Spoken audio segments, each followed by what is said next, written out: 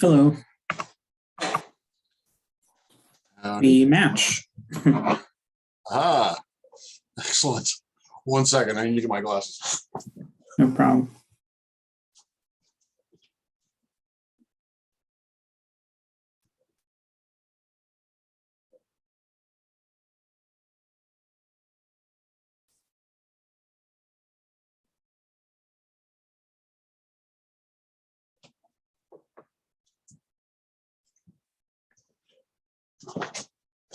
So I think our biggest hurdle is stretching the time because it's still a bit bright, and Right. Saturn and Jupiter are a bit low. I see you've got a light curve pulled up. I guess that'll be, some of it we can talk more about the research and like the actual nitty gritty of the telescope details, I suppose. Yeah, I'm going to give a brief history of the observatory, Right. although honestly I don't know much. And I was going to mention just the transit, just talk about transits of planets and what we do here. So I would definitely recommend saying towards the beginning, because it's going to be a different kind of meeting than usual, to encourage people to just put questions in the chat whenever they have them. And then if there's a good one, it gives you something to talk about. good point. It's a very good point. I'm sure that there are a number of them will be my students, and they'll ask lovely questions like, what is the aperture of the telescope? What does it do? So, Just if you had to guess. yeah.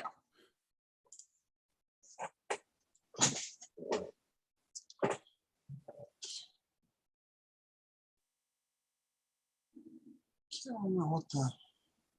Do you happen to know off the top of your head what the first, well, perhaps the first telescope that was installed on in the dome? What size of that telescope? Give me a second. I might have a document that says so.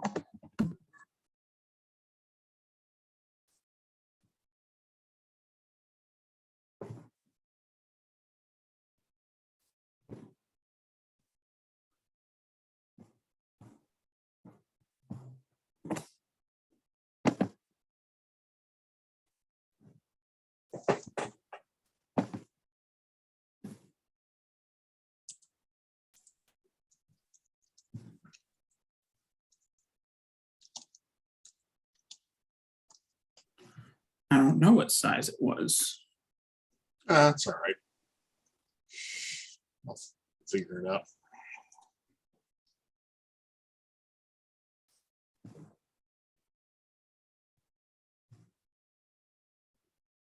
Okay.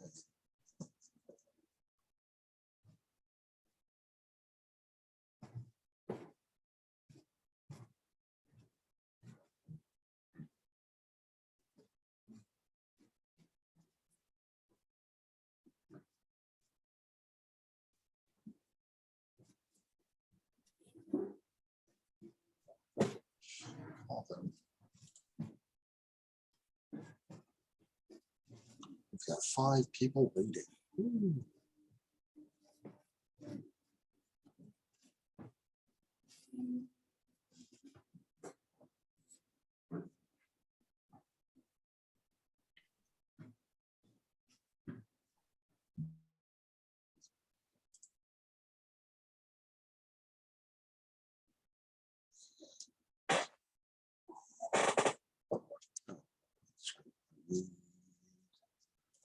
Left.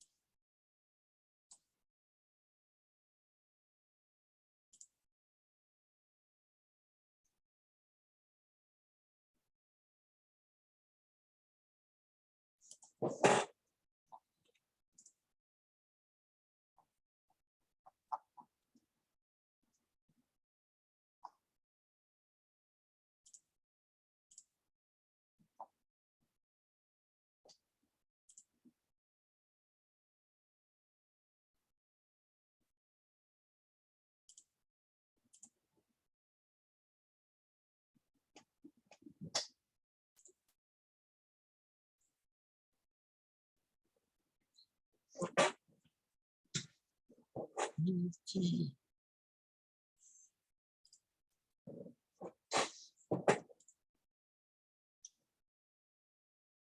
I looking for?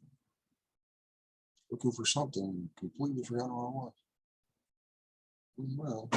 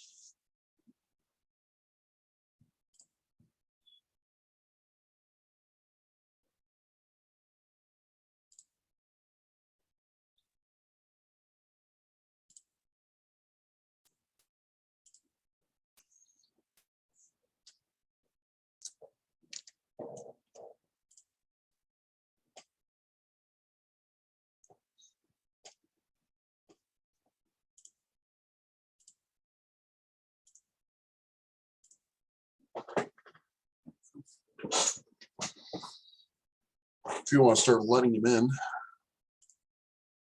or I can do it. I got it. Let me just turn off my video.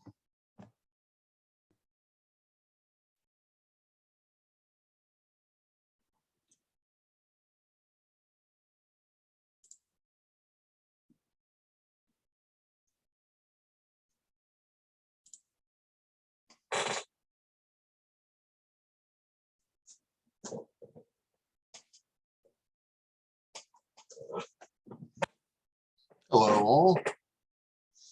We'll get started in just a few minutes.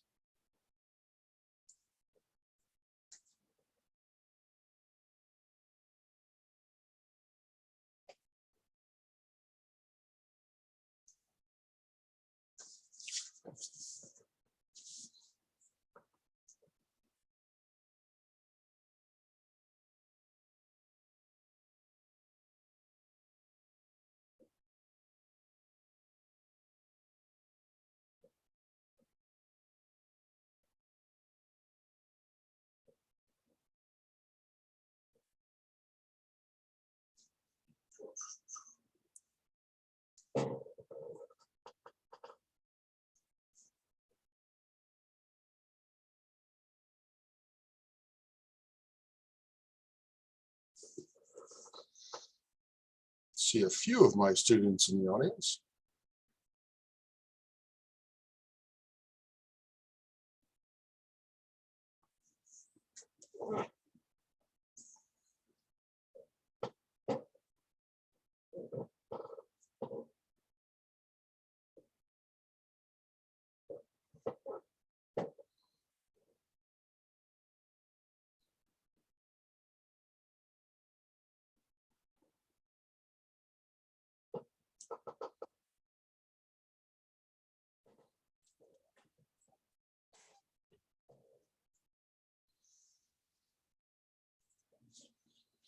As I said, we'll get started in a few minutes just to allow folks to trickle in. It looks to be a beautiful night, so hopefully we will be able to give you some very good views of the night sky, albeit digitally, but lovely views nonetheless.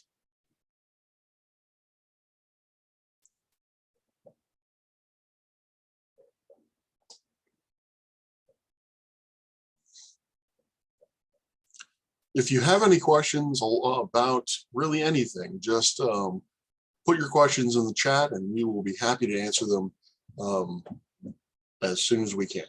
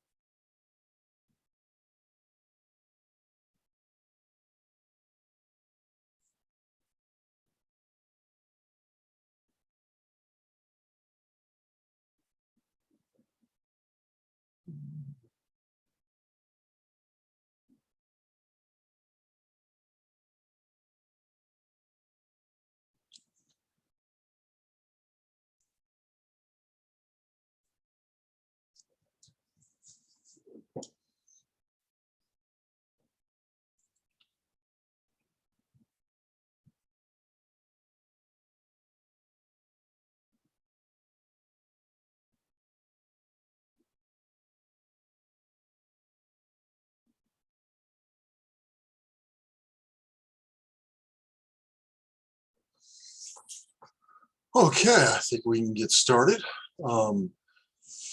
Good evening, all. Oh, there's already one. There's already something in the chat. Ah, hello, Tony. 7 wanted to know why the Milky Way glows. That's an excellent question. The reason why the Milky Way glows is because, unlike what it appears to be a sort of white, cloudy streak across the sky. What you're looking at is, in fact, millions upon millions, if not billions, of stars so tightly packed together, it looks like just a glowing band of light. So if you were to look at it using a telescope, you'd actually be able to see that the glowing band of light was in fact actual individual stars. And the bigger telescope that you use, the more of those individual stars that will pop out from each other, and you'll be able to see that it is in fact just a massive star field. That was an excellent question. Okay, so I hope you all can see my slides. So welcome to the George Mason University Observatory. My name is Dr. Rob Parks, and I will be your host du jour. This will be something of an informal evening under the stars, as we do not have a speaker, which is typical for these events. Next, in 2 weeks, we have a special treat, however. We have a new Robinson teaching fellow, Dr. Hakeem Osuluye. I just butchered that name. He's a widely renowned astronomer and science communicator. I find him riveting when he gives his talks, and so I highly recommend coming back in 2 weeks, if not to see the telescope or see what we can do with the telescope, just to see his talk. Like I said, I've seen him speak before, and it really is not something to be missed. So that'll be happening in 2 weeks, 2 weeks time. Now the observatory, as you can see here, is on top of a silver tower connected to Research Hall. This was built around 2007, but it really wasn't until Dr. Peter Plavchan became faculty here around 4 years ago that the observatory really started to pick up in its usage. Prior to Dr. Plavchan's arrival, the telescope was primarily used as an outreach and teaching instrument, Now it has also added a research component, which I'll talk about more about later on. Yay, I can tech, really. I can advance slides, maybe. Hey, there we go. So these are some of the here's are some of the images that have been taken over the years with our telescope by George Mason undergraduates. Now these are older photos. We have an undergraduate by the name of Owen Alfaro who is taken to astrophotography like a duck to water. He is producing gorgeous images of the night sky using our equipment, and I believe that gallery can be found on the Evening Under Star or the Observatory website. I could be very, very wrong about that, but we will be highlighting his work in one way or another. It's absolutely gorgeous images that he has taken using our telescope. And Kevin is going to talk more in depth about this, but tonight, unfortunately, because of the rise in COVID cases, we've had to go back to virtual observing rather than actual in-person observing. So the way this is going to work is that we will be sharing the screen that you see on the slide from the control room, which is on the roof of Research Hall. We will be showing you the same screen that we use to operate the telescope. And in that display will be essentially digital photographs that we take of the night sky. Among the objects that we plan on looking at this evening are Jupiter, Saturn, Dumbbell Nebula, and possibly a few others that we haven't really thought of at the moment. So stay tuned for that. Evening Under the Stars happens every alternating Wednesday. So as I mentioned, Hakeem Alucier, still not pronouncing that right. I will get it right eventually. Eventually, I will get it right. I was practicing like for 5 minutes straight today, trying to get that right. Anyway, Evening Under the Stars occurs every alternating Wednesday at 7 p.m. The next one will be October 14th. Typically, we have a speaker give a 30 to 45-minute talk, which is appropriate for all age groups and everyone who has an interest in astronomy. And then we'll follow it up with a 30 to 45-minute guided tour of the night sky using our telescope. And you can follow that website in order to find out more information about Evening of the Stars. Although, since you're here, you probably already found the website.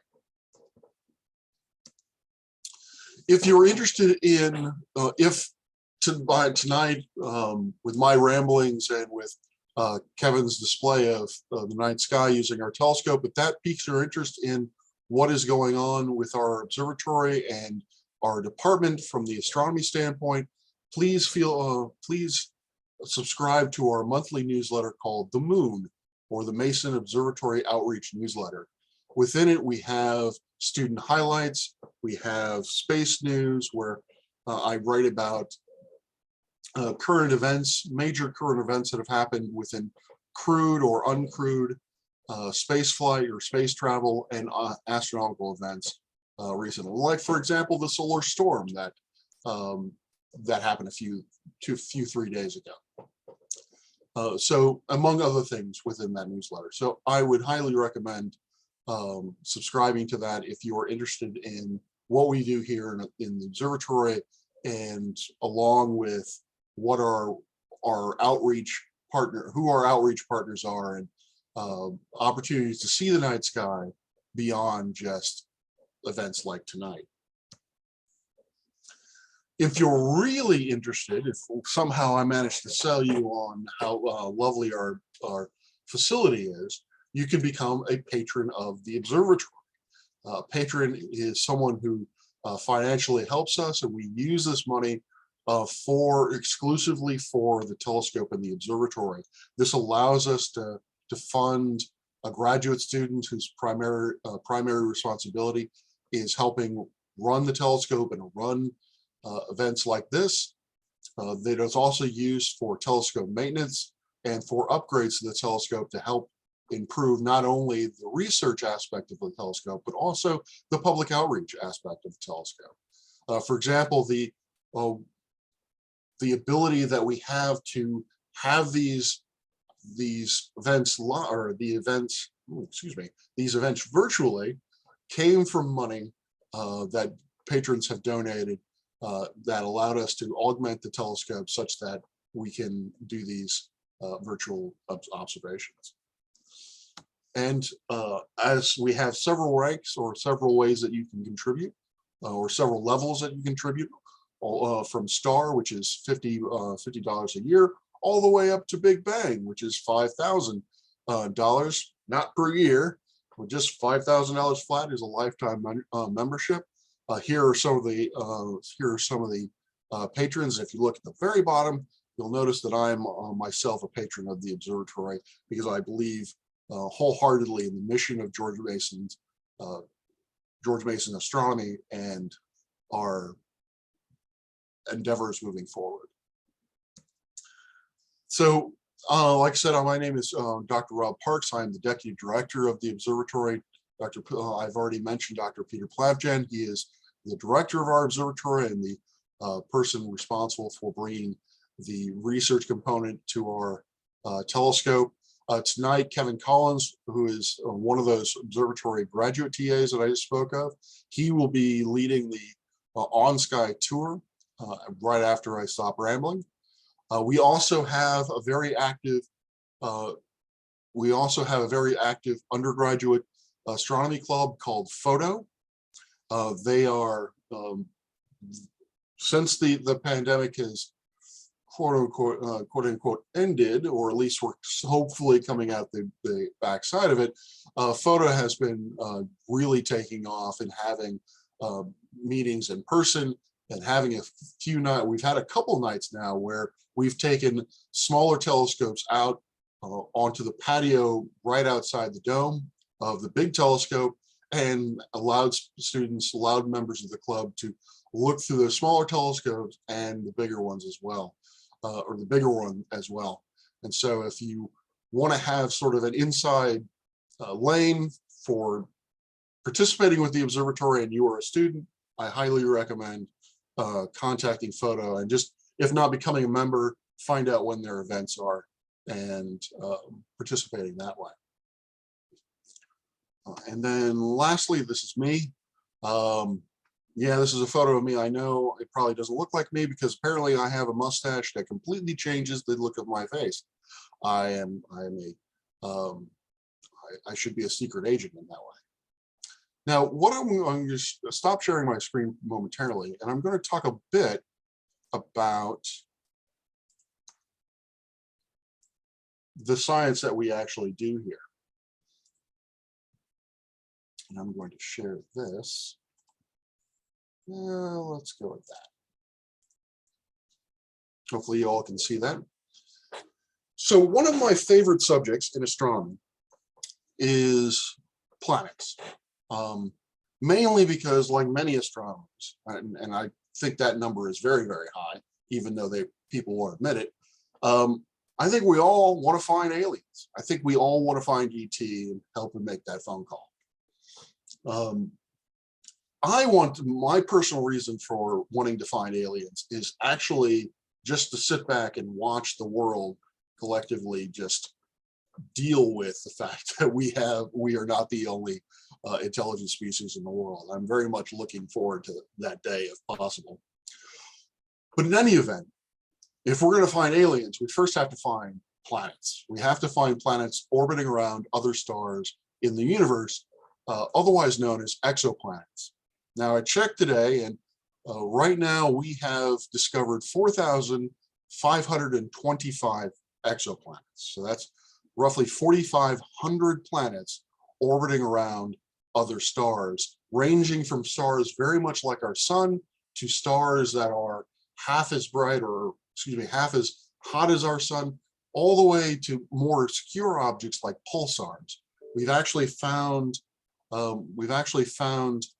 planets around the dead remnant of a star, which is fascinating. It's actually the first confirmed planet that it was ever discovered was around that object. It's very fascinating on how that could have possibly come about. Now, what we do here is a workhorse method to finding exoplanets, because there are a variety of different techniques that we can use to find these planets orbiting around other stars. The primary workhorse method is the transiting method. And now I'm going to show you a video to illustrate what that looks like. So you have the host star in the center, and you have the planet coming around. And this works if we are in a sort of preferential location. And you can see on the bottom left, there is the light from the star is represented by this line. And so, let me back this up. The light from the star is represented by that line, and then as the planet moves in front of it, it blocks out a certain portion of that light and continues to do so as the planet transits, hence the name, across the surface of the star, and then back, and then once this planet has moved away, you can see that the light returns to normal. And so when anyone is using the transit method, what they are looking for is this very specific signature, this very sharp drop in luminosity of the star or brightness of the star, a fairly small period where that brightness is diminished, and then that brightness coming back up again. Now, I say that we have to have a very privileged view in order to do this method, or to use this method, because as you can see, if we were looking at this system with the planet orbiting around like it is on the screen, we would never see a transit. We would never know that that planet was there using this method, because of the fact it never diminishes the star's light. We only know it's there if the orbit is within, say, this range or so, when the planet actually transits in front of the star. And so that's the reason why actually we only see, or we only have only found around 4,500 different exoplanets. It's hypothesized at this point, given the statistics of the stars or the planets that we found and the stars we found them around, that every star in the night sky that you can see either has or has had one or multiple planets orbiting around it. Those planets are there, we just haven't found them yet. So planets are ubiquitous. So as there are billions of stars within our galaxy, hundreds of billions of stars within our galaxy, there too are hundreds and hundreds of billions of different worlds that potentially humanity can explore.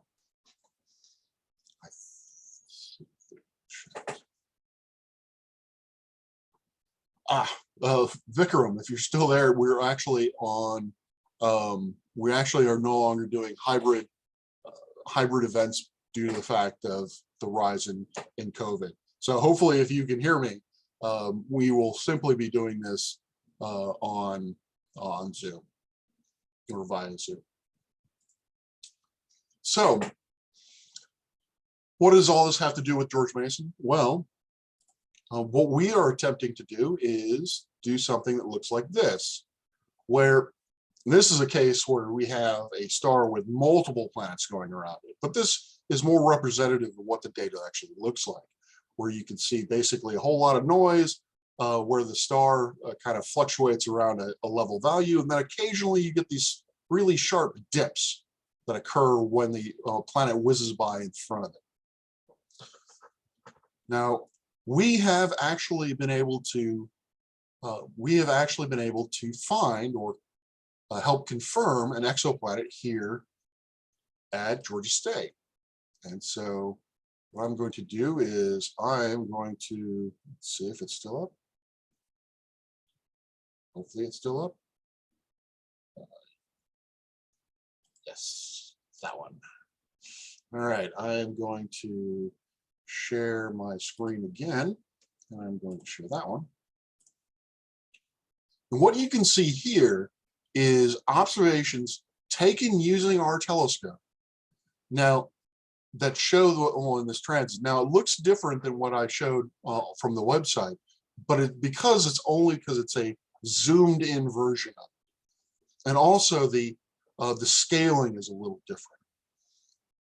What we're looking at is a change in brightness, because these planets are very, very small with respect to their host stars. That change in brightness that I was showing using those diagrams is actually very, very small. It's minuscule. It's basically a change in the brightness in one part in a 1/1,000,000th of the brightness of the star in some cases. For those stars where the planet is large enough that the depth is a little bit longer or a little bit larger in few parts per thousand, we can actually observe those transits and confirm them and basically help the planet hunters confirm the planets. Planet hunters confirm the planets primarily from a satellite called TESS. TESS is a satellite which surveyed the sky, or surveyed portions of the sky, but they did so, they traded off angular resolution for field of view. So they wanted to get as many stars in the image as possible, but in order to do that, they didn't get a lot of fine detail. So they have thousands of candidates, tens of thousands of candidates, but we need to follow up those candidates to make sure that the actual stars have planets going around them rather than a star having a binary companion or something of that nature. All right, well, I think at this point I will stop rambling and I will turn it over to Kevin and allow him to tell you more about our telescope and how it operates. All right, thanks. Just as a reminder while we're going through this, if you have any questions about the telescope or anything that Dr. Parks was talking about, feel free to drop it into the chat and we'll answer it as soon as we get around to seeing it. But I'll go ahead and introduce you to our telescope, our observatory. So you can see here, we have 4 views via webcams that we use so that we can see what's going on with the telescope when we're not there, when we're operating it remotely like we are tonight. I will actually go ahead and start opening up the dome while I'm talking. See, we've got software to control all of the aspects of the telescope, such as the dome, which you can see in this feed in the bottom left. You'll see over the course of me talking that the shutter, the actual hole that the telescope sees out of, will begin to open. Above that, you can see the actual telescope itself, the main object of interest. It is a 32-inch aperture telescope, which means that the primary mirror inside the telescope that gathers all of the light is 32 inches in diameter. We'll talk more about the telescope in a second. We'll go over the rest of the views here first. In the top right, you can see our control room that Dr. Parks was talking about earlier. You're actually currently seeing a view of the desktop of a computer that's sitting on this dark desk over here on the left-hand side of the image. So if we were here in person, you could see the screen and it would look the same as what we're doing now. We are just able to access it remotely since the pandemic. And then lastly, in the bottom right view here, you can see this is actually one of the 2 motors that are used to point the telescope. So there are 2 axes of motion that move the telescope. You can see in this telescope view, the telescope is sitting inside of a fork mount, and there's a motor here on the side. That's to tilt the telescope up and down inside the fork. And then this other motor is on the bottom of the fork, and that actually twists the fork around its center axis. And between those 2 axes of motion, we're able to point this telescope most places in the sky. Now, This telescope is a reflecting telescope. That means it uses mirrors, not lenses. Most large telescopes and telescopes like this one do use mirrors instead of lenses, partly because it's cheaper to do so. It's really hard to make a very large piece of glass that's very, very perfect. Any imperfections will really affect your view. And also a slab of glass 32 inches across is very, very heavy. So most large telescopes use mirrors instead of the old refracting telescopes like Galileo and people in amateur astronomy tends to use. I think the first thing we'll look at, as it's still not super dark outside, is I will show you how we control the telescope, and I'll also point it at the camera so we can take a look inside. So we have this program here called the SkyX that we can use to point the telescope where we want. There's a projection of the night sky here, and everything inside this green outer circle is above the horizon, and then everything inside this inner orange circle is about 15 degrees above the horizon and generally safe to look at. We don't want to point it too far down, as pointing the telescope downwards isn't very good. We pretty quickly hit we don't hit, but we'll see just the side of the dome instead of actually looking out at the sky.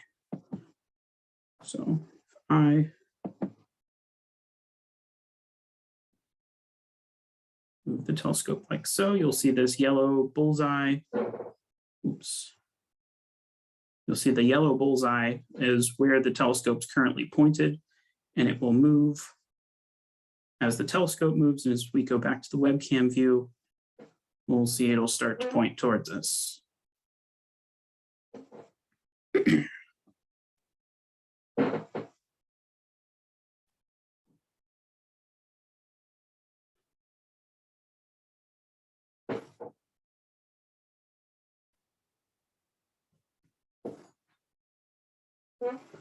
We'll see where it stops. We might have to move it a little bit further down to get it into the view of the webcam. Okay.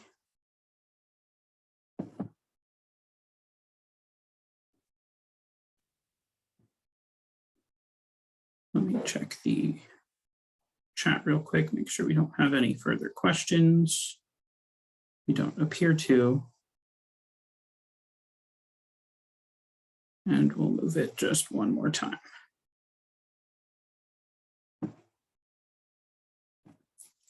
So you'll see as it starts to come into view, whoops, wrong direction. Sorry about that. You'll see as it starts to come into view that there's a structure at the front of the telescope. And that's actually another mirror. It's not just one mirror, of course, or else the telescope, the light from the telescope would bounce back out. So you can see here at the front, we've got this smaller circle here. That is the secondary mirror. So the path of the light as it comes in from the night sky is it enters the dome and it bounces off the large primary mirror on the back of the telescope, which redirects it to this smaller secondary mirror, which is about 12 inches across, which bounces the light again through a hole in the very center of the primary mirror. It's shaped like a donut. There's a small hole in the middle. And the light from there gets bounced off a third and final mirror called the tertiary mirror, which then directs it into one of our multiple science instruments that we have, or the eyepiece if we're there to look in person. So I can flip the telescope around, go to the other side of the sky, and show you instruments we have on the back. So we have spots for up to 4 instruments. One of those is our eyepiece, and 2 of them are currently held with science instruments. And then we have 1 empty slot for the next thing we want to put on there. But of course, when we're doing research, we're not actively in the dome, just looking through the eyepiece and like writing things down in a notebook. That's not really how astronomy is done anymore. We use nice cameras instead to obtain our data. So you'll see coming into view here, I'll zoom in on that. Right here at the bottom, you can see the eyepiece that you would be looking through if we were there in person. And then on the top here, we have a low resolution spectrograph. A spectrograph takes the light coming in from the telescope and it breaks it up essentially into a rainbow. The different wavelengths of light get all spread out in a line, and you can see the brightness in different colors essentially. And there's a lot you can learn when you do that. Different chemicals will leave different signatures in a spectrum, a rainbow of light. And so you can use that to determine things like the composition of a star or other objects. And then over to the right, this large assembly here has what we usually use for our research observing. On the very back is our Ccd camera, which is essentially in function works a lot like a cell phone camera. It's just a nicer quality, and it is actively cooled up to, well, as low as minus 30 Celsius. And that's to reduce the noise in our images. You'll notice if you're trying to take a picture at night, it's really noisy. There's a lot of like grainy artifacts in it. Actively cooling your camera actually helps increase the quality, the precision you can get with your cameras. Between the camera and the light from the sky, we have a couple of other things. We have a filter wheel, which we can use to determine what wavelengths of light we want to pass through into the camera. Observing objects in different filters lets you learn different information about the object that you're looking at. We also, recent addition, we have an adaptive optics system, which is essentially a mirror that can correct for atmospheric disturbances caused by the actual sky between us and space. The biggest challenge essentially with astronomy on Earth, when you're not dealing with satellites, just a telescope on the ground, is that we're looking up at the night sky through a whole mess of atmosphere and weather and other issues. And you can imagine if you're laying down at the bottom of a swimming pool looking up at the sky, it's very difficult to see. Everything's blurred and twisted and distorted. And it's basically just the same above water when we're looking up through all the atmosphere. All of the wind currents and changes in air pressure and moisture and just how much air we're looking through based on the angle of the telescope, all of these things affect the light from stars and galaxies, and all of that gets transmitted and twisted into our images as well. So trying to correct for that is one of the major challenges of astronomy from the ground. Well, it's a bit darker now. We can maybe take a look at our first object. I believe, Dr. Parks, you mentioned we should maybe look at the Dumbbell Nebula first. So guess I'll talk a bit about this interface. As you saw, it's relatively straightforward. If you know where you're going, you can simply point and click to go somewhere. If you're not entirely sure where the thing you want to look at is, you can just type it in and find it. And it does a lot of the hard work for you. We can watch the telescope move again. And I'm also going to make the dome follow the telescope, which is useful so we can actually see out of the dome. Otherwise, we'd just be looking at a wall and there wouldn't be a whole lot to see.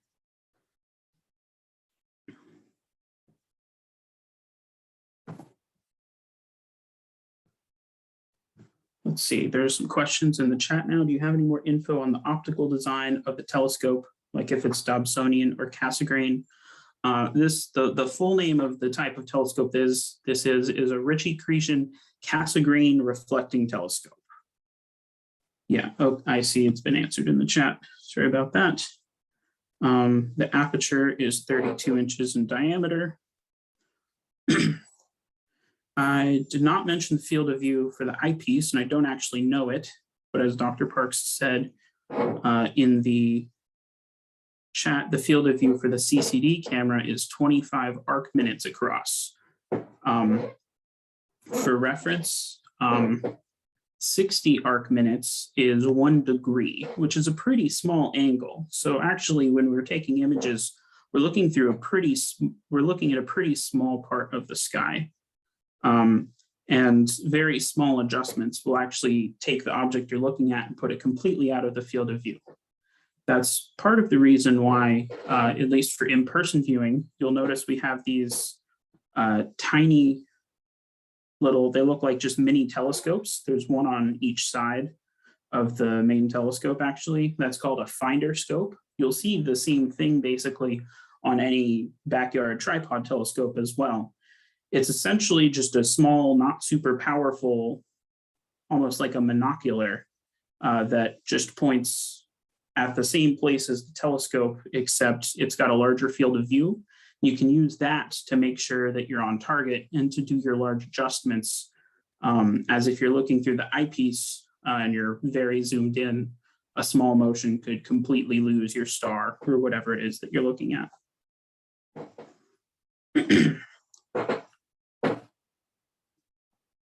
All right, so we should now be on target. Yes.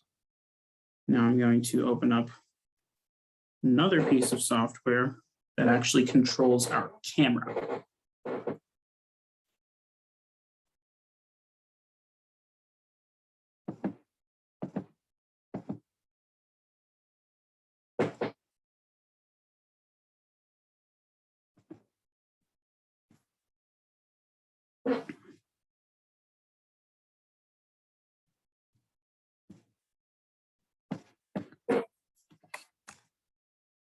All right, so it'll be just a moment. It wasn't dark enough before really to set the focus, so we may have to do that live, but that's all right. It should be close enough.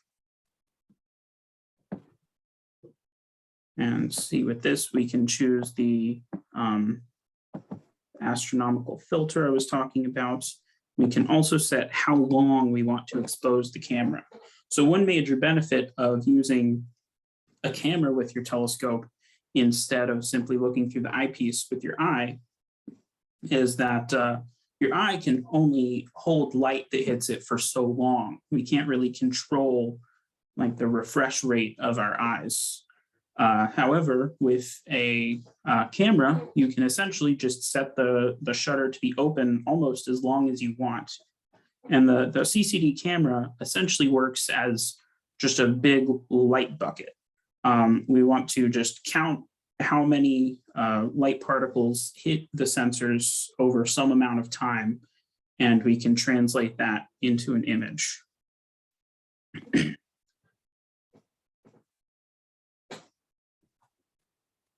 Go ahead and start an exposure for now, even though the camera is still cooling down, just to make sure that we are on target.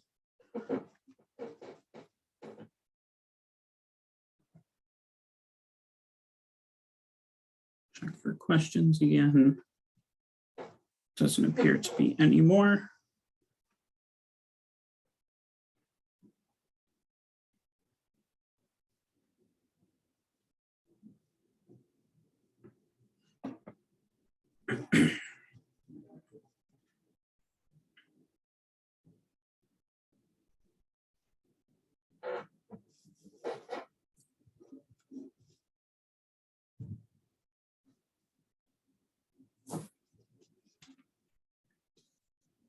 Dr. Parks, in the interim, do you have anything you'd like to add? Anything I've missed so far?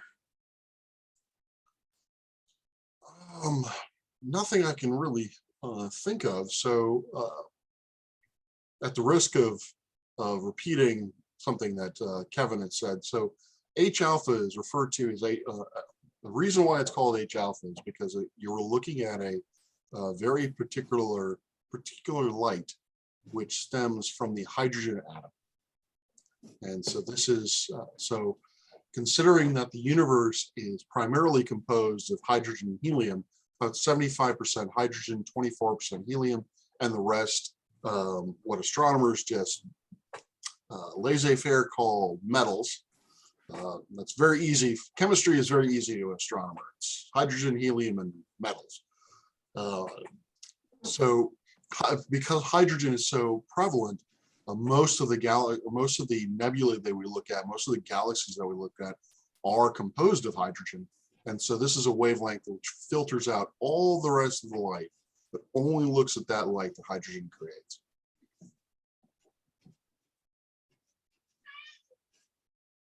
Shush. Oh yeah. I know.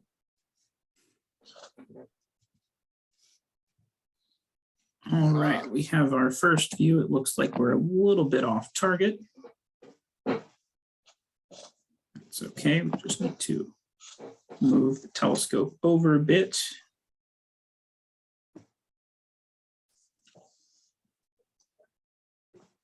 And we'll try again.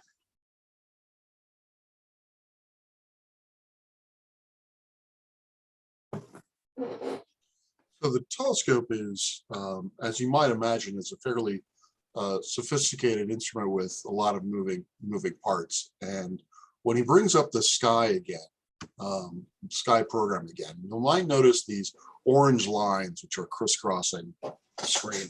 Hold on. And my cat wants to say hi. Hello.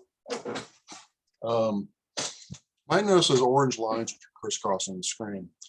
So the night sky changes over the course of the day. And actually, night sky changes over the course of the year. It's constantly changing.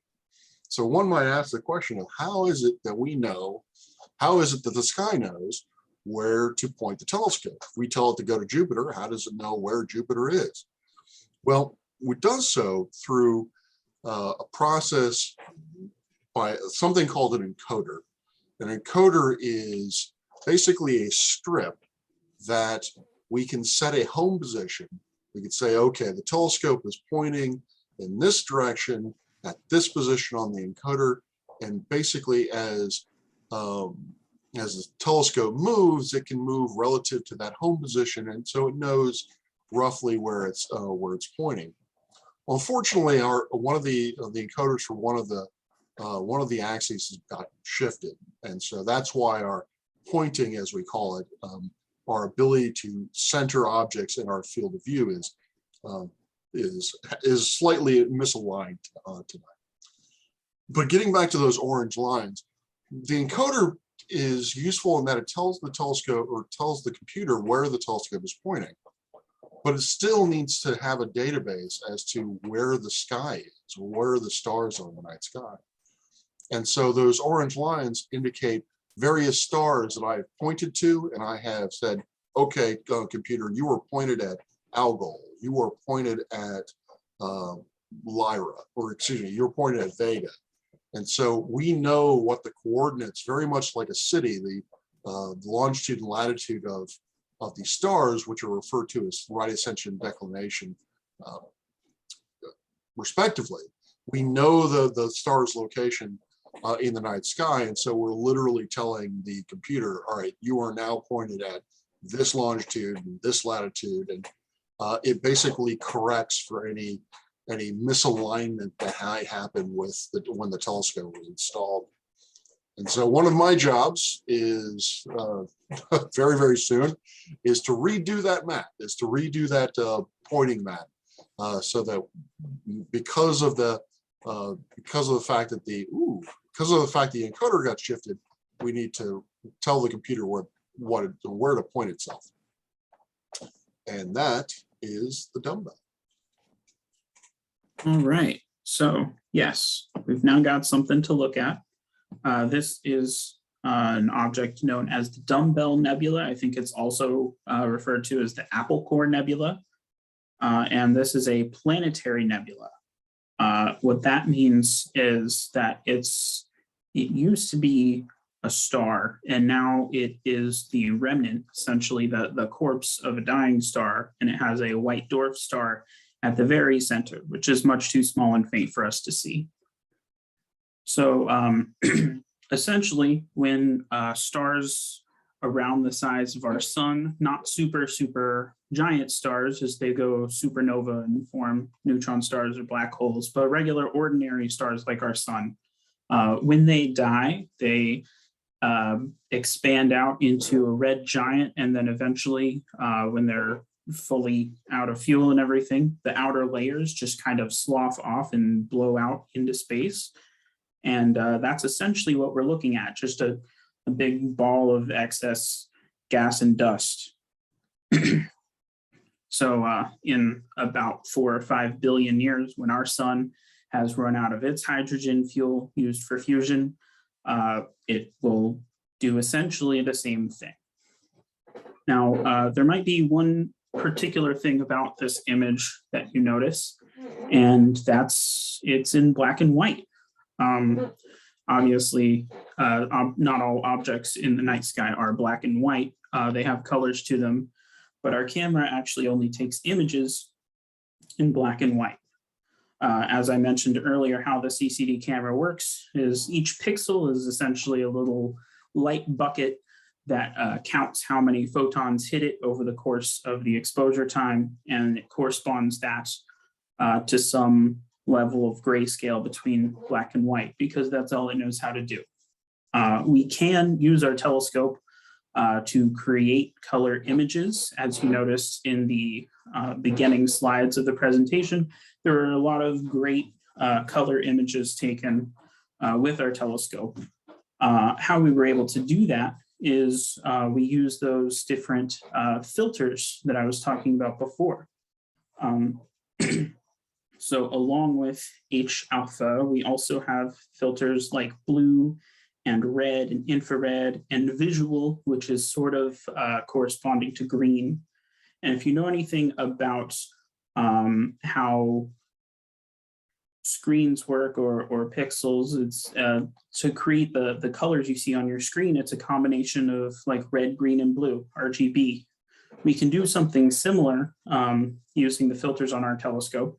We can take images in a red filter and images in a blue filter and images in the V filter, or we can use the others as well. And we get different black and white images, and we can assign each of those a color. And then when we stack them on top of each other, we get some representation of our object with a color image. Now, while this is, it's called false color imaging, but that doesn't mean that it's just made up. It is actually, the colors are representative of the data that we're looking at, but it's not necessarily restricted to exactly the colors that our eye would see. We can't see things like ultraviolet or infrared, but there are some different parts of different objects that are brighter or dimmer in those different wavelengths, and we can combine them together in interesting ways to actually show what is going on. We can see things that our eyes wouldn't actually see and color them in a different way to actually learn more about an object, but it's not really making anything up per se.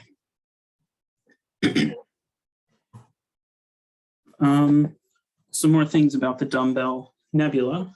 It is about 1,360 light years away.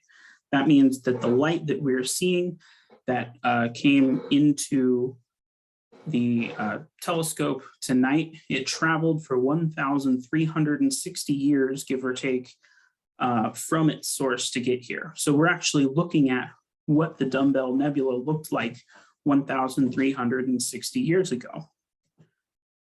Now, normally to avoid confusion, astronomers just say this is what it looks like right now, but that is how long the light takes to travel to us. And because space is so vast and everything is so far apart from each other, the amount of time that light takes, the distance that light travels in a year is a very common unit of distance that we use to measure things very far across space. I think it should be about dark enough now that we should be able to move on to our next object, which will be Jupiter. I think Saturn is higher, but I could be wrong. Okay, yeah, they're pretty close. We'll go to Saturn then.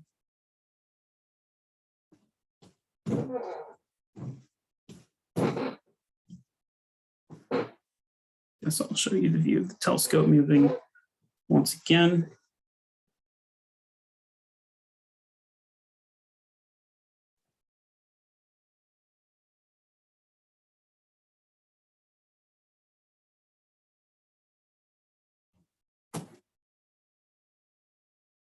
All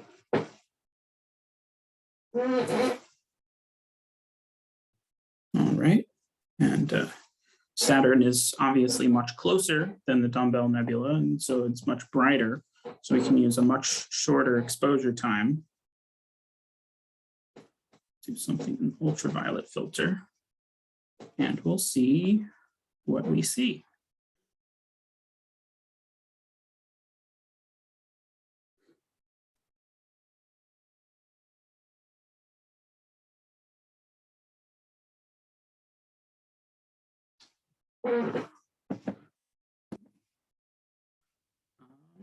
Did the dome follow the telescope?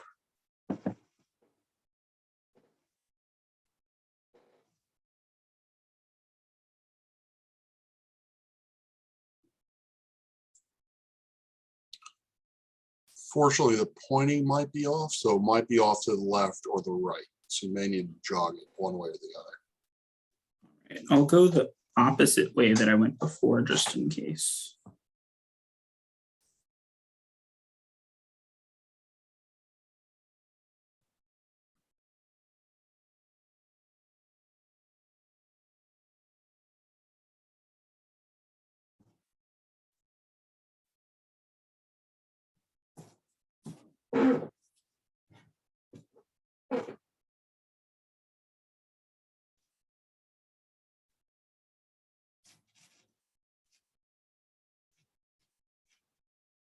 That still looks like nothing.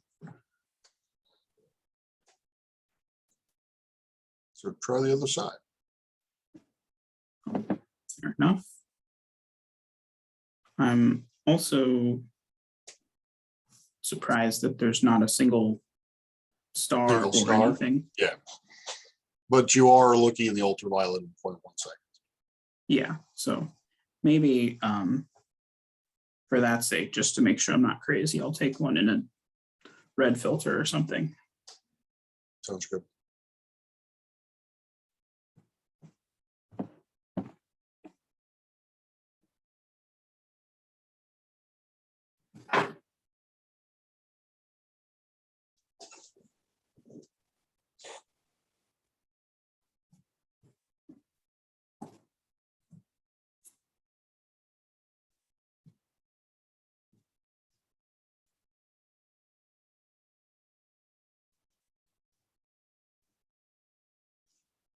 Aha, Hey, there we go. go.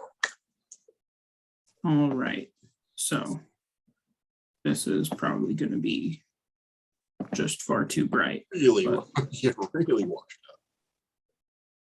Although you can see 3 moons, at least 4 or 5. yeah, some of those might disappear as we change the exposure time, but let me change the. Yeah, we're not going to be able to make out much at this large exposure. Let me go back to the UV. 5. But there is Saturn. While you can't make it out yet, you can see obviously it's kind of oval shaped due to the rings, which we'll be able to resolve for you shortly. It's taking a while. Oh, it was filter. Got it.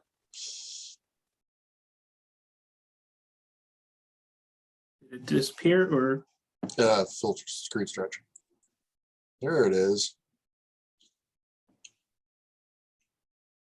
That's here we go.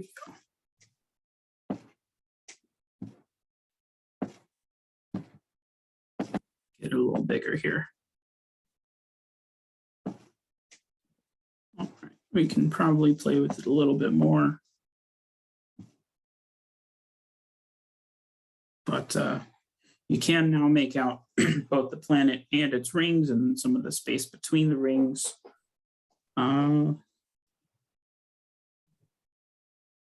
Yeah, that's all right. A little about Saturn for those that might not know. It's the second largest planet in the solar system. It's about 100 times the mass of our Earth. However, it's the least dense of the planets. It's actually less dense than water, which means if you had a bathtub large enough to contain it, it would actually float. And it's the only planet for which that's the case in our solar system. Its ring system is mostly made of ice and dust, and they're not actually like solid rings. They're just bits of debris orbiting around the star, essentially. It has more than 80 moons. The gas giants have a lot of moons because they're so massive. They pull lots of things into their orbit. Its largest moon is Titan, and it's actually the only moon that has its own atmosphere, which makes it very interesting for astronomers. It has rivers and lakes and oceans on its surface, which sounds great. The only problem is that its lakes of liquid are made of methane and ethane. So it's really not that great of a place to be. Another interesting moon of Saturn is called Enceladus, and it's actually covered in ice. And we've actually seen geysers that spray water from beneath the outer ice layer, just shoot right out into space. And from this, we've found that Enceladus actually has most of the chemical ingredients that we think are necessary for life, which makes it a really promising place for future exploration to actually look for another place on in our solar system that could actually harbor life, which is very exciting. As Dr. Parks was mentioning, a lot of ulterior motives in astronomy have something to do with finding alien life. And that is definitely one of the top places to look for something like that. Let's see if I can maybe get a better image. I would like to get the moons back. So maybe I'll do a short one in red again.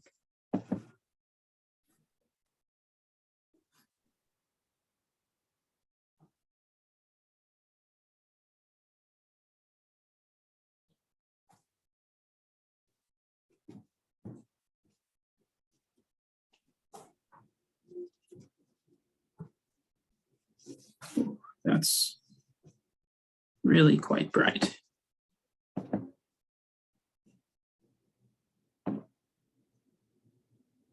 You can see a few moons here. They're drastically out of focus, and oops, as soon as I try and make the planet dimmer, they become very difficult to see, as Saturn obviously dominates the image.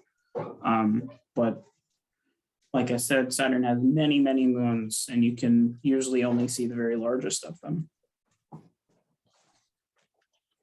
Let me check for questions. Don't see anything new.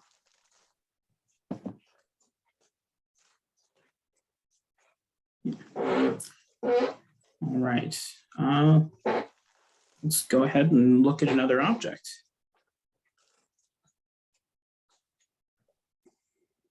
We can take a look at Jupiter.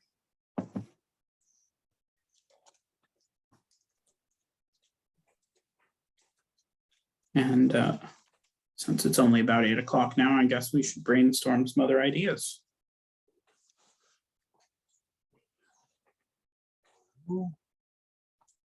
I am unmuted.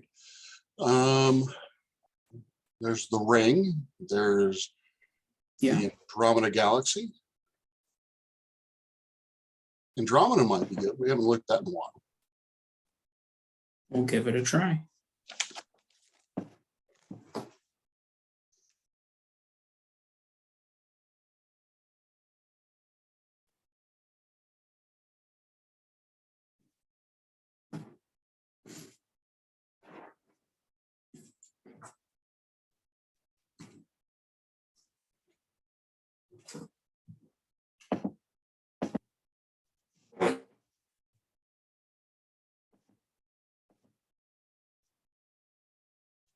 Let's see a Jupiter in here.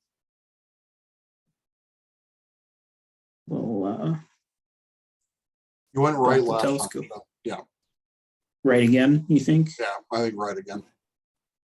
All right.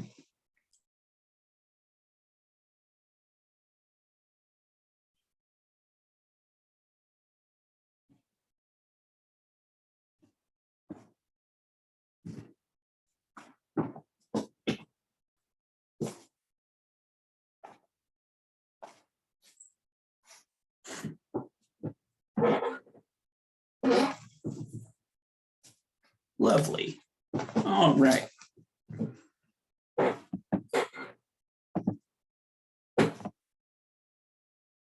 a pretty good view of Jupiter and a few of its moons as well.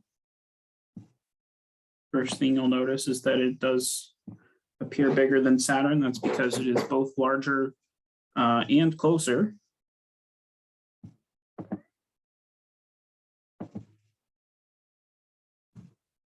There we go. We'll lose the moons for a minute so we can have a decent look at the planet Great red itself. spot. Great red spot. Lovely. Yeah, I think so. You can see right here where the crosshairs are, this darker portion here, that is the great red spot. It's a giant storm in the atmosphere of Jupiter that's about the size of the entire Earth. And it's been raging at least since the 17th century. And the wind in the Great Red Spot moves around 350 miles per hour, which is incredibly fast. This probably has something to do with Jupiter being the fastest rotating body in the solar system. Its day is only about 12 hours long. And it's made of mostly hydrogen and helium, the same things that the sun is made of, actually. You can see in the image, we've got stripes going across Jupiter. Those bands are called belts, and those different colors are due to changes in different temperatures and chemical compositions. And interestingly, bands that are next to each other actually have their winds blowing in the opposite direction. Jupiter has, I believe, 67 moons. And if I zoom back out, we will be able to see some number as they come into view of the Galilean moons, which are the 4 largest. It looks like we can see 3 out of 4 tonight. One over here, one really close by, and another right here.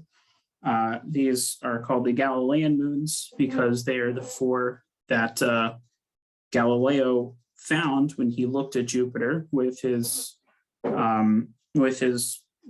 pretty rudimentary telescope in 1609.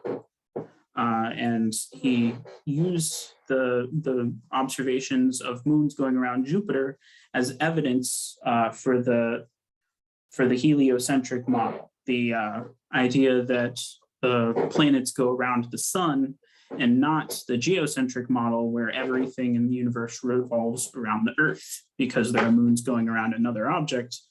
That seems far less likely. So I'm not sure which 3 of the Galilean moons that we're looking at, but there are 3 of Io, Ganymede, Europa, and Callisto.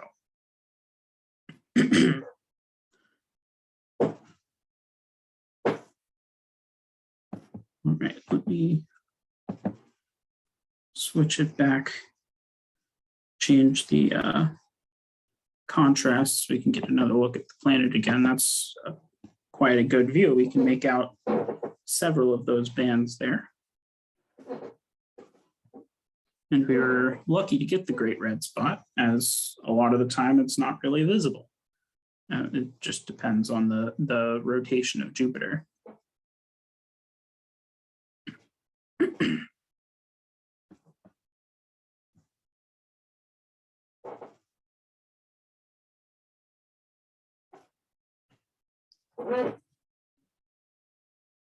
All right. Questions?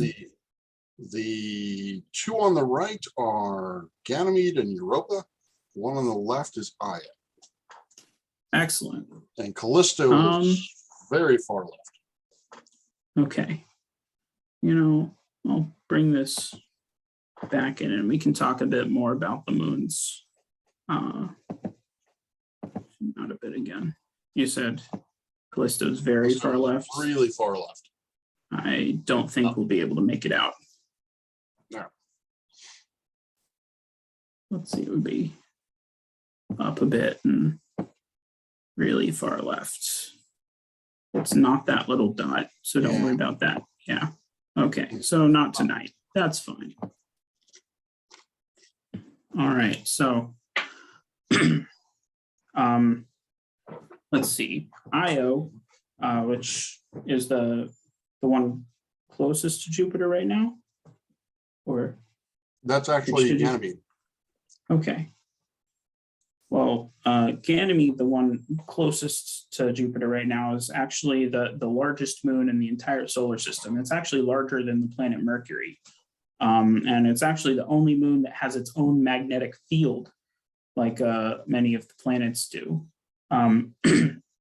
It is mostly made of rocky material and water ice. However, it has an internal ocean that could have more water than the entire Earth's oceans.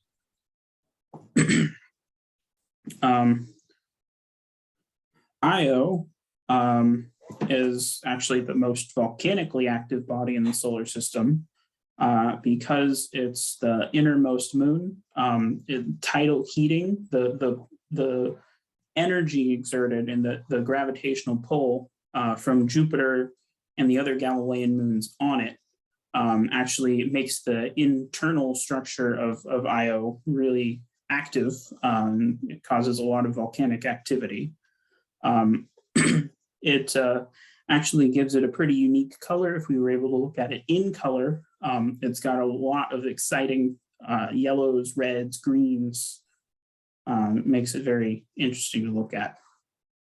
Europa is it's got a really smooth surface. It doesn't have many craters or mountains or anything like that, and this could possibly be due to a subsurface ocean. It could have liquid water beneath its surface. There are missions planned, I think, to explore Europa as another very promising candidate for a place that could harbor alien life inside the solar system due to that possible liquid water beneath the surface. All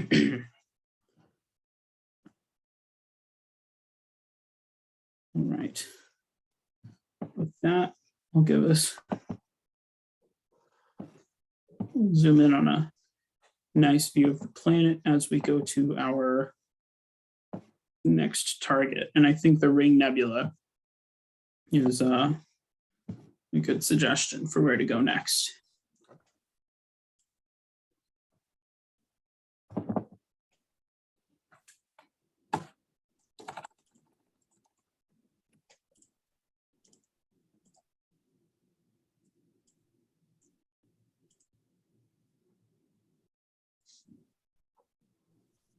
Telescope go again. You'll see this motor in the bottom right turning as well as the fork twists in its mount. this fork is actually angled in a very specific way.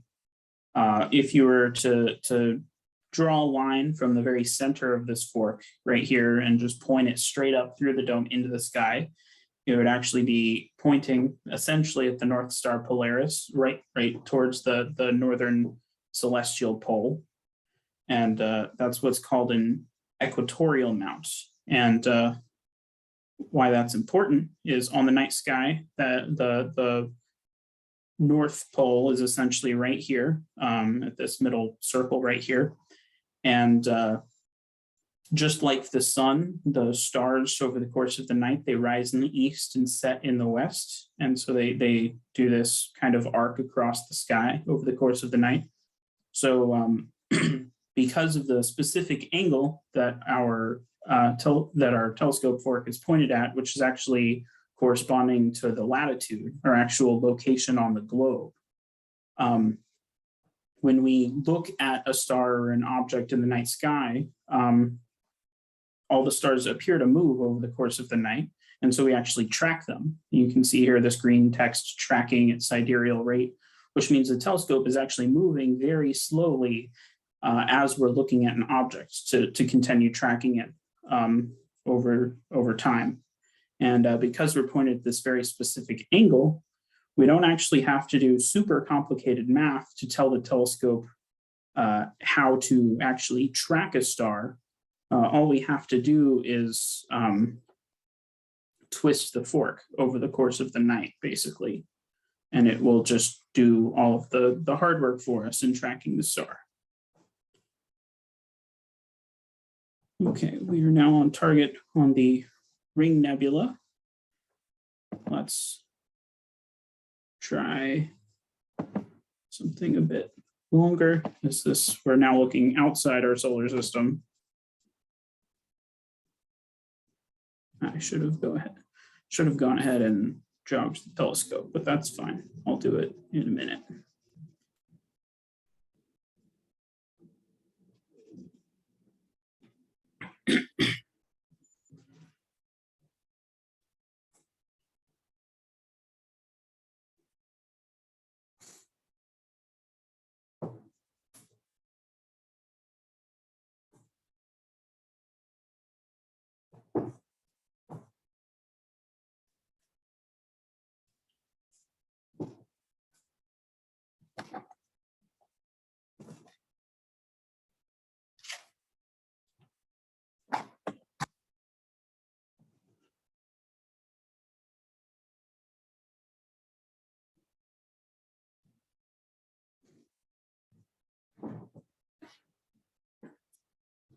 So the object we're currently taking an image of, as I said, is called the Ring Nebula.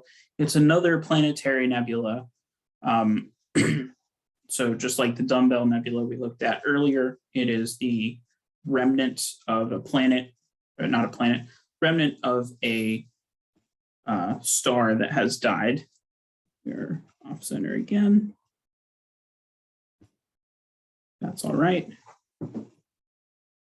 So it also has a white dwarf star as it's in the middle that's left over, just that remnant core.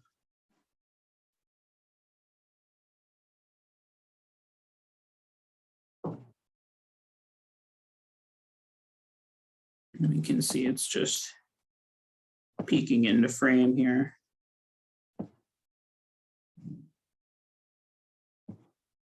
Just a little bit.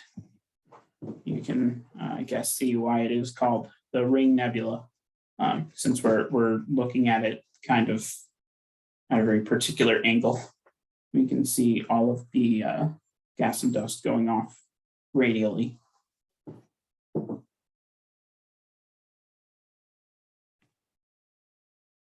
Maybe once we get a good live view, I can also pull up a post-processed color image we were able to take with our telescope as well. So you can see some of the final products we can get with the telescope.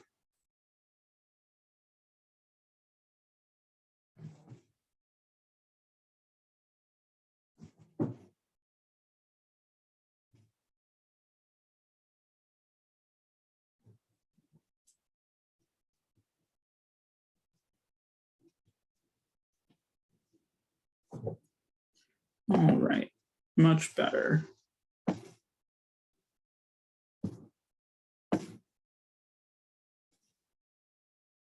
There we go. If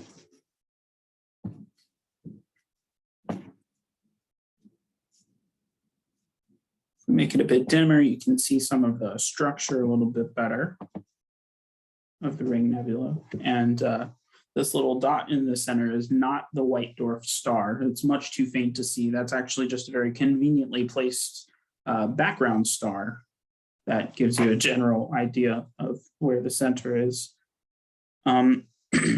Let's see, the Ring Nebula is about 2,300 light years away.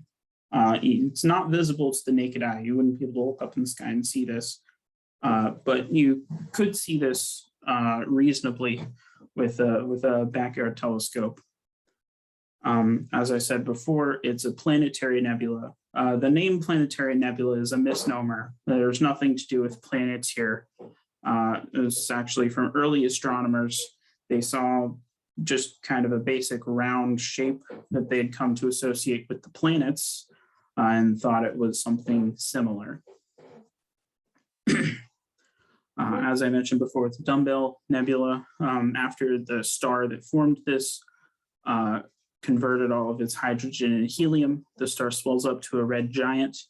And then eventually gravity just can no longer hold on to the outer layers of the star. And so they just sort of shed off into space, leaving that white dwarf in the center. Now, what does this look like when we take the image in a few different filters, some different wavelengths, and we stack them on top of each other?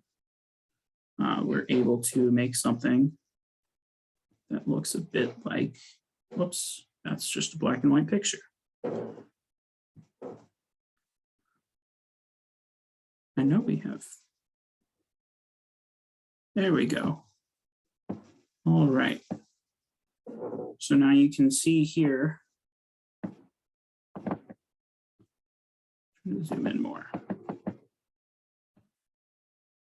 All right. You can see here with the different wavelengths of light, different parts of the nebula actually pick up different amounts of light in different filters. And so you get this nice gradient from the greens in the center out to the reds on the very outside. Also saw in here, we've got a nice image of the Dumbbell Nebula, which is the first object we looked at. And you can see a lot of this red gas and dust in the outside comes from our redder filters, and then our bluer filters kind of fill in all of the central portion of the nebula.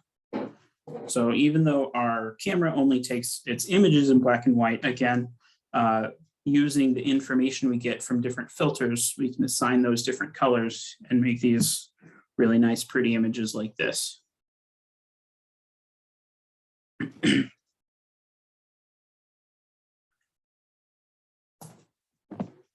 It's come a long way from this view. We get straight out of the camera raw.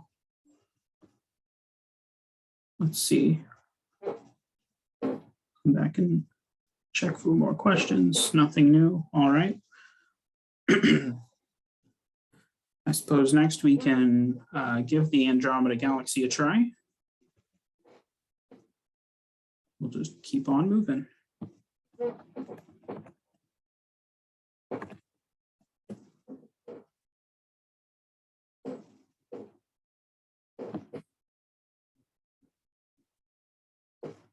Go back to the telescope view. See, we're pointing all over the place.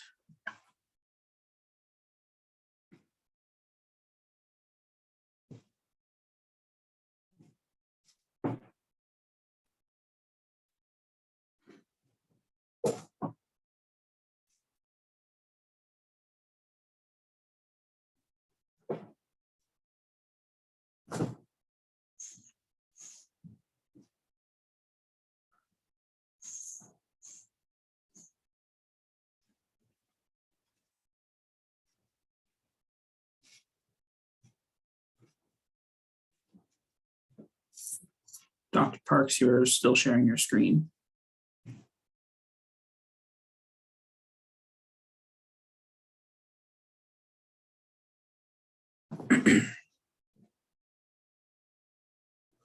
I see a couple of questions in the chat. Is it possible for a point in space to be so far away that the light from it will never reach us, or will it always reach us? That is an excellent question.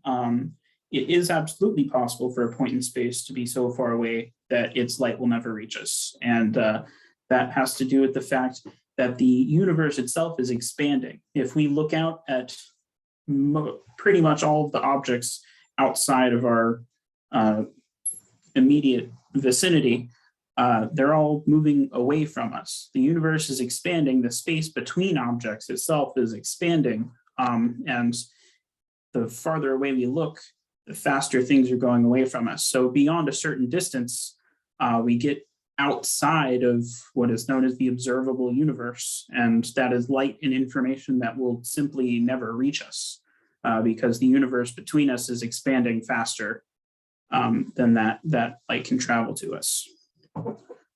Is that how all color images of nebulas are created, through filters? I would imagine not all. There are images taken with telescopes where the cameras just directly put up in where the eyepiece would go. And you can take an image of just what a nebula looks like in the visible spectrum. But most large telescopes that I'm aware of use these astronomical filters and layer things on top of each other. Especially the really nice big telescopes, their primary purpose is research, not necessarily astrophotography. But there are many different ways to combine filters and make images and things. But not all images, but probably most of them that you see on the internet are colored in a at least somewhat similar process.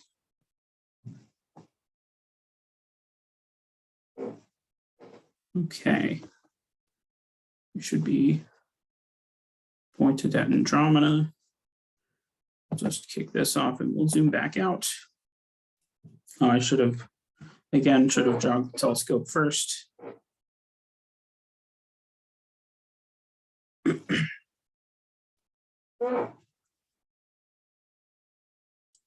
It's all right. It's large enough that it'll probably still be in the field of view. That's true.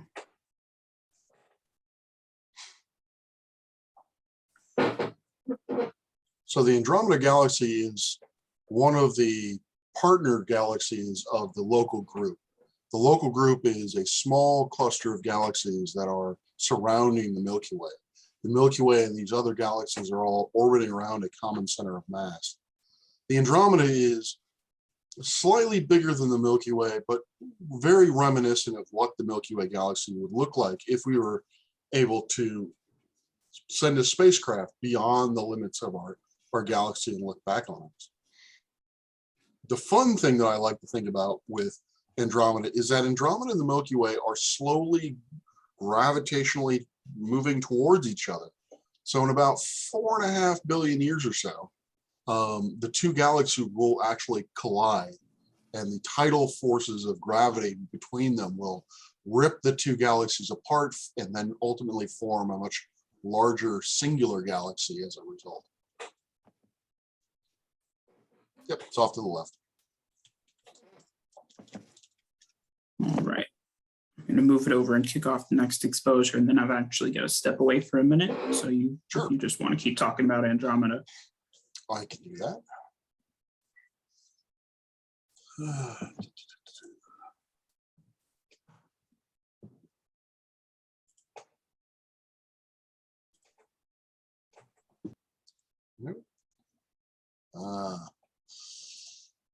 Need to lower the cooler power.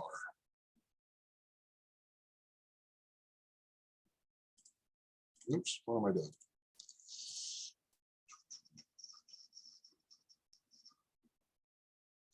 I noticed when I was playing around with this,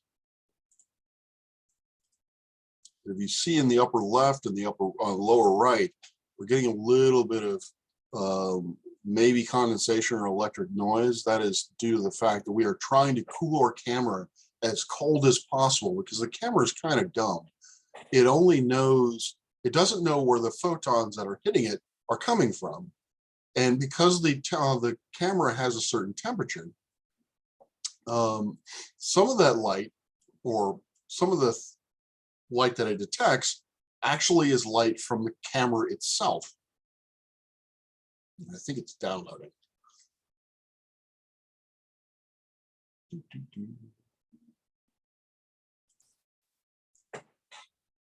So we try to cool it down as low as possible, but sometimes the ambient temperature outside is too hot and we can't quite make it there. And did we? Oh, there we go. There is a new one. I don't know. Oh, that is probably a plane. You see the stripe across the bottom of the image. I'm going to take another one so that we can see it without that. You can see that stripe across the bottom of the image. That is more than likely a plane. Oh. Okay, am I not sharing my screen? Let's see here.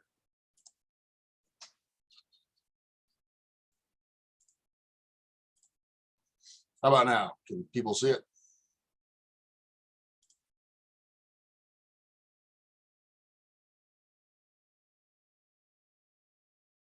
Yay, all right. So, all right, sorry about the technical difficulties. But you can see that stripe across the bottom. That stripe across the bottom is not astrophysical. It's not a star or a comet or anything like that. It's a plane. And the reason why I know it's a plane is because it's blinking. And how I know it's blinking is that the line gets dimmer and then brighter and then dimmer again as it crosses the field of view. And satellites don't typically blink, so hence why it's a plane. And the way I know it's brighter is because the line gets larger and thicker. Oh, there's the new image. So this is, again, the Milky Way Galaxy, or excuse me, the Andromeda Galaxy. Like I said, it's very reminiscent of the Milky Way. I want to see if I can pull out some of the finer details. That one? No, that's not the one. Yeah, it's not really cooperating tonight. You may have to do a longer exposure. Let's try one. But I think we can still pull out some detail. And so what I'm trying to, what I'm showing you is that the Andromeda Galaxy is actually, when people ask, how far can your telescope see? Well, that's kind of a loaded or a misleading question in a way, because it probably will surprise you that the furthest distance that your eye can see is about 2.5 million light years away. Because in a dark sky, the Milky Way Galaxy is actually a naked eye object. It's so large and so bright that it appears like a fuzzy patch on the night sky. So if an object is large and bright, then you can see it even if it's at a great distance. So when we look at this telescope, so when we look at this object using a telescope, we actually can't image the whole thing in one shot. We actually can only see basically about a fourth of it in one shot. The nucleus, the bright point that you see in the lower left, that is called the bulge of the galaxy. And that is the central region of the galaxy. It has a spherical shape to it. Basically, this is a collection of stars that are both young and old, and stars very much like the sun, but also stars that are much, much larger and much, much brighter. But the thing that I love about the Andromeda Galaxy, and I like looking at, or it's trying to tease out, are these dust lanes which run through it. So if you've ever seen the pictures of, or if you've ever been lucky enough to see the Milky Way Galaxy in a dark sky, You have that band of white that goes across, but in nice photographic images where they really open the shutter and they expose for a long time, you can see these dark kind of paths running through it. And those dark paths are not an absence of light. They are, in fact, dust obscuring light. So there is stuff there. It's just harder to see because there's dust in the way.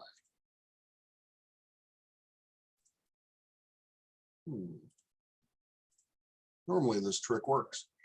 Not tonight though. But hopefully you can see here this dark, this lane of dust. That is actually physical. That is associated with the galaxy itself. And it's somewhat like trying to look through a sandstorm, or a really dusty day, where you look through, you're trying to look at a distance, but you can't see things that are far away because there's literally stuff in between you and the object you're looking at. And stuff is a very technical term. We use it quite a bit. And so what we're so that dust is trapped in the disk of the galaxy. So you have the central region of the galaxy, the central bulge, and then surrounding it is this thin disk of material. And in that disk of material is, if we were to look at the Milky Way galaxy, we reside within the disk of that galaxy. And that is where you'd find more young stars or younger stars, stars that are significantly more massive and bluer than our own. Okay, I think at that point, I believe that we have shown you what we can show you. If anyone has any particular object that they would like to look at, please feel free to drop it in the chat, and we'll see whether or not it's up in the night sky right now, and we will point the telescope at it for you. Or if you have any other questions about the telescope or the research that's done here, the outreach that's done here, anything related to our observatory, again, also please ask, and we'd be happy to answer your questions. I will say one thing, because you mentioned the question of how far the telescope can look. I do know the farthest away object that we've actually taken an exposure of is a galaxy about 508 light years away. 508 million light years away. Very different. Yeah, about 500 million light years is the most distant object we've ever attempted to take an exposure of. That was light that was emitted 500 million years ago. Yes. Dinosaurs didn't even exist then.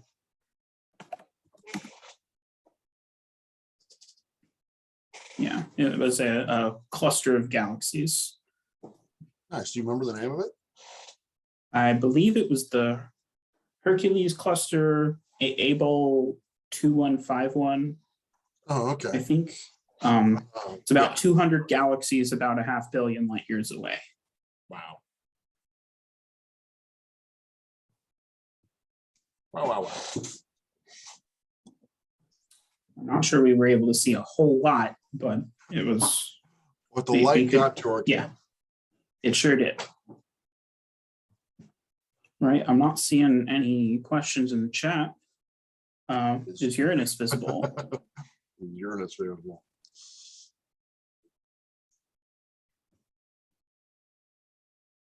Let's see.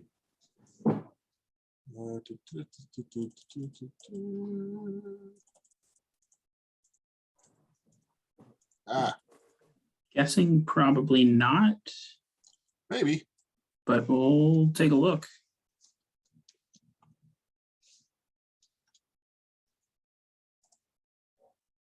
Not quite yet. Nope. If you wanted to hang around for a couple hours, maybe. On the horizon. Yeah.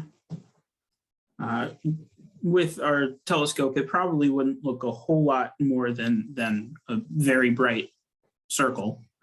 It doesn't really have a whole lot of features like rings or Jupiter's bands either. So there wouldn't be a whole lot extra to see.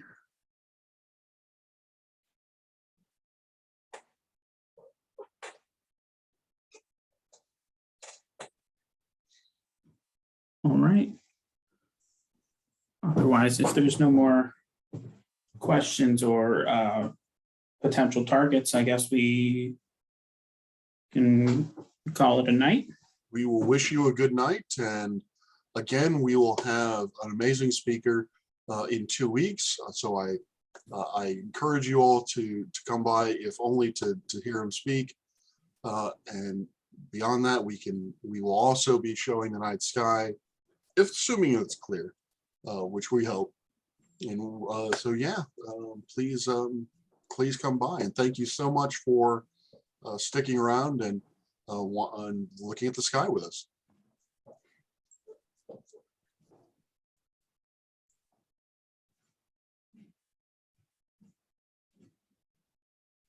Excellent, thank you.